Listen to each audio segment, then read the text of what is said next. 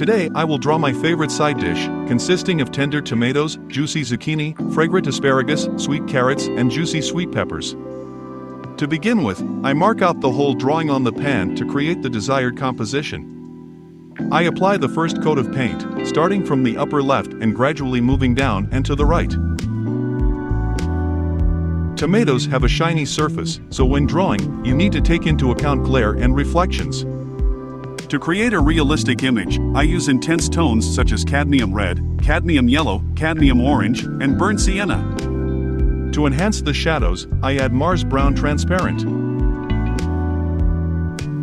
Zucchini, on the other hand, have a light surface that ranges from white to ochre. For the fried elements, I use vandyke and Mars, and for the zucchini itself, I use ochre, white, light English green and medium cadmium yellow.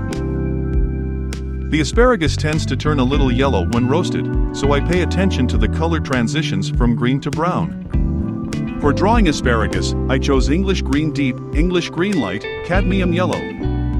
To create highlights, I used purple paint, cerulean and white. To convey the shine from the oil, I apply paint in 2 or 3 steps, gradually brightening each subsequent layer. Note that the highlights on the tomato have a reddish tint, while those on the asparagus have a greenish tint. So I'll be adding red paint to a base of cerulean, white and purple paint for highlights on the tomato, and green paint for the asparagus. Carrots become more orange when roasted and become more saturated in the shadows. Don't forget to take into account the shadows from the vegetables in the pan. Each time we increase this contrast, which creates a more voluminous effect. Hope this video was helpful.